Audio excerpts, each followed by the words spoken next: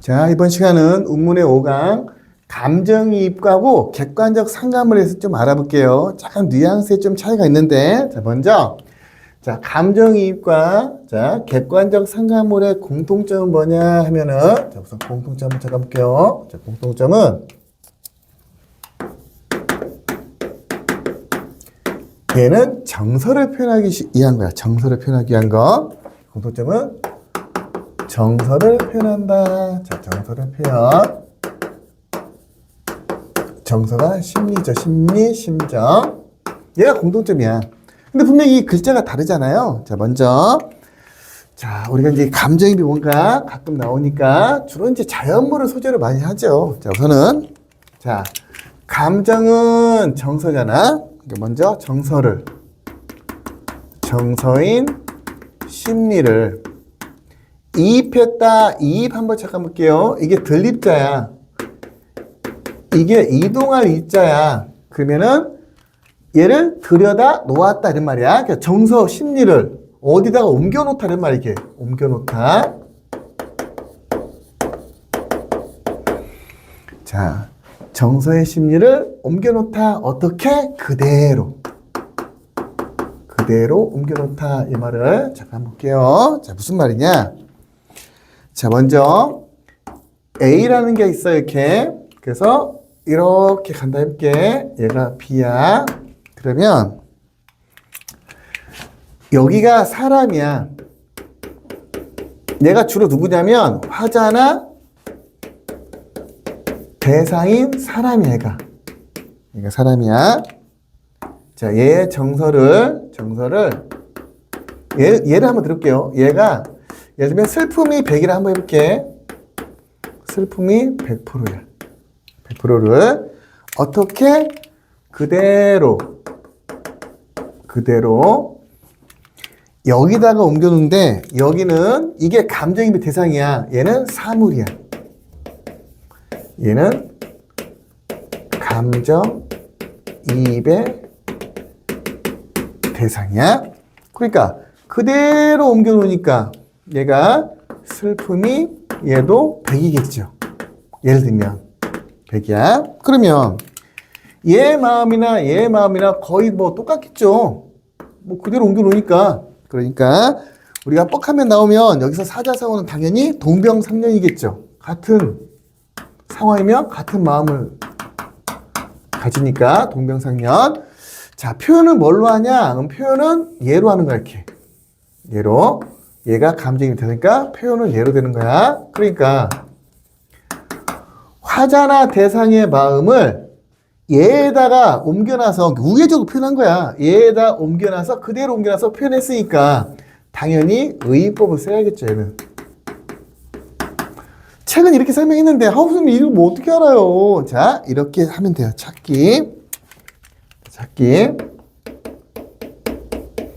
자, 먼저 어떤 걸 찾냐면 운다를 찾으세요. 운다. 얘가 기준점이 돼야 돼. 얘 기준점이 된다. 자, 운다하고 똑같은 말이 뭐냐 하면은 섭다야. 섭다는 서럽게 울다의 준말이야. 서럽다도 우는 거야. 이렇게 눈물을 흘리는 거는 우는 거죠. 눈물을 흘리다. 춤을 춘다 이거. 자, 얘는 슬픔이고 얘는 이제 즐거움이잖아. 춤을 춘다. 자, 이렇게 기놓고요. 자, 누가 오래야 하냐면 감정이입의 대상이 누구라고요? 감정이입의 대상은 사물이 돼야 한다고. 사람이 되면 안 되고 사물이야. 요게 이제 표현은 요걸로 되어 있다. 이렇게. 그럼 주체가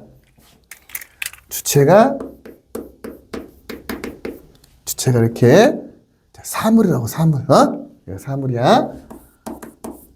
주로 어떤 거냐면 주로 뭐 새나 뭐 짐승이나 뭐 돌도 될 수 있고 기타 등등 주로 이제 새나 짐승 이렇게 표현하죠.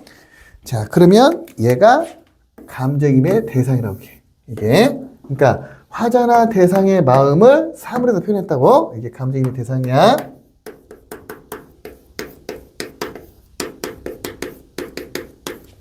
그러면 자, 우는 거는 두 개로 나눠 생각해 봐야겠죠. 자, 예를 들면 슬퍼서도 울겠죠.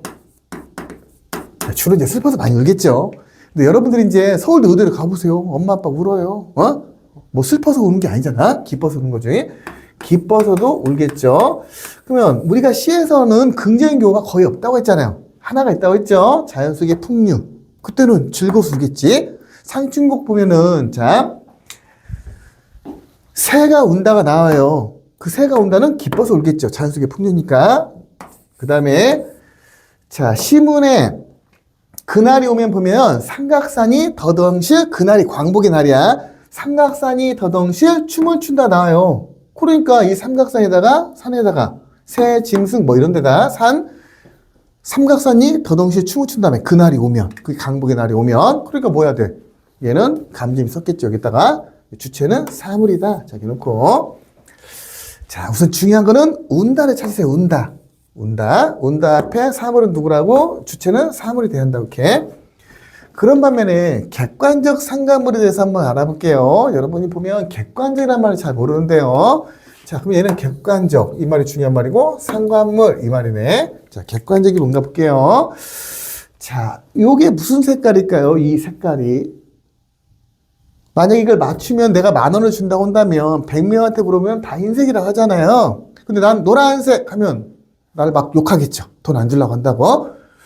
왜 욕해요? 본인이 흰색이라고 맞았다고 생각한 거잖아. 왜 그럴까? 그럼 객관적은 뭘까요? 보이는 사실 그대로야. 보이는 게 뭐야? 흰색이잖아.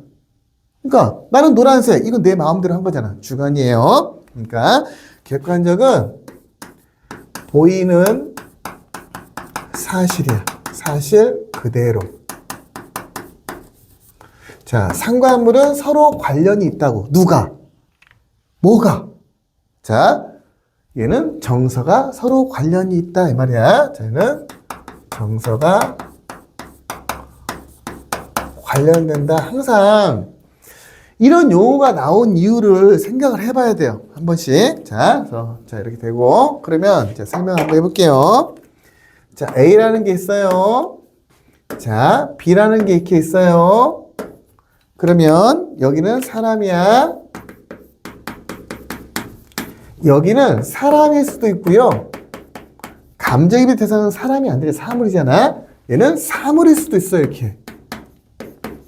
그러니까 뭘 봐. 그리고 정서가 변화가 있으면 돼. 정서가 관련된 정서의 변화야. 자, 그러니까 A의 정서의 변화만 있으면 된다고. 정서의 변화가 B를 보고 A가 B를 보고 정서의 변화만 있으면 자, 요게 객관적 상관물이야. 자, 그러면 얘가 이제 어떻게 한다고? 그대로 본다고 본다고 이렇게 본다. 봤더니 얘를 한번 들어볼게요. 얘 정서가 예를 들면 얘 한번 들어볼게.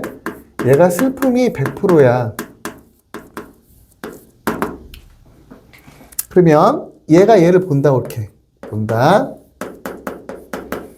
보이는 사실 그대로가 객관적이야. 그러면 사람이나 사물 얘가 봤다고. 그러면 이렇게 될 수가 있겠죠. 얘가 슬픔이 예를 들면 뭐 150%가 됐다고 한번 해볼게요. 또 이런 관계라고 한다고 한다면 A와 B의 관계가 대조 관계야. 이럴 때는 슬픔이 200이 될 수도 있어요. 그 다음에 다시 또 슬픔이 예를 들면 뭐 20이 된다고 해볼게. 이렇게 20%가 된다고 한번 해볼게. 자, 이런 뉘앙스예요. 자, 볼게. 내가 이제 사랑하는 사람하고 지금 뭐 이별했어요. 오늘 이제 차였어. 너무 슬프죠. 내가 슬픔이 지금 100이야. 그럴 때 내가 이제 이렇게 터벅터벅 여기 공원길을 걸어오는데 그날따라 비가 쭉쭉 내려요. 그럼 나 지금 슬픔 100이야. 그럼 비가 내리니까 더 슬프죠. 그러니까 150이야. 그 비는 객관적 상관물이야. 이렇게. 이해했죠? 그 다음에 내가 이렇게 고온길을 이렇게 딱 걸어오고 있는데 비 오는 날 난 슬퍼 죽겠어 지금. 난 지금 비 때문에 150이 됐어. 그런데 저기 봤더니 벤치에서 남녀 둘이 계속 손잡고 다정하게 지금 우산 속에 있는 거야. 그 모습 보니까 내 마음이 더 아파 안 아파. 그럼 최소한 내가 150에서 250은 가겠지. 그러니까 그 사람들도 그 연인들도 객관적 상관물이야. 자, 그리고 나서 내가 이제 이렇게 이제 아파트까지 와가지고 아파트 계단을 딱 가려고 했더니 그 현관문 앞에 참새 한 마리가 비를 맞고 울고 있는 거야. 그럼 그 참새는 뭐라고? 감정이입의 대상이 되는 거야. 감정이입. 그리고 나서 집에 딱 왔어. 소파에 딱 했더니 언니랑 오빠가 이렇게 테이블을 켜놓고 하는데 거기에 우차사가 하고 있는 거야. 내가 우차사를 막 보니까 지금 슬픔이 지금 200까지 간 거야. 우차사를 보니까 내가 뭐 슬픔이 한 30으로 지금 감해졌잖아. 막 웃고 떠들고 하다 보니까 그럼 그 우차사도 객관적 상관물이야. 무슨 알겠죠? 자, 선생님 너무 어려워요 하면 이렇게 기억하면 돼요. 그냥. 자, 감정이입은 먼저 뭐야? 얘를 여기다가 그대로 옮겨놨다고. 그 주체는 사물이 돼야 한다고. 이렇게. 먼저 기준점은 운다를 찾으면 되고요. 아니면 춤을 춘다. 자, 화자나 대상과 상황이 똑같다고요. 봤을 때. 운다가 중요한 말이고요. 아니면 춤을 춘다. 자, 객관적 상관물은 A가 B를 뭘 본다고. 그다음에 정세의 변화만 있으면 된다고. 이렇게. 자, A가 B를 보고, 자, 슬픔이 더 늘어났어. 아까같이 B 같은 경우. 자, 슬픔이 200가 시작한 연인 같은 경우, 슬픔이 20대 써. 자, 우차사 같은 경우. 자, 만약에 여기 사물이 울었다고 한다면 얘는 감정이입의 대상이 된다는 거죠. 자, 무슨 알겠죠? 그러면서 얘 같은 거는 주로 이런 말 많이 나오죠. 가나 공통점 물어볼 때 가나는 모두 자연적 소재를 사용하여 시적 화자의 아니면 대상의 정서를 표현하고 있다 말이죠. 주로 이제 자연적 소재를 많이 사용하죠. 자, 자연적 아니면 자연물 소재를 사용하여 자, 정서를 표현한다. 이런 말은 이런 말 나오면 주로 감정이입이나 객관적 상관물에 대한 내용을 물어보는 거니까 여러분 잘 이해하겠죠?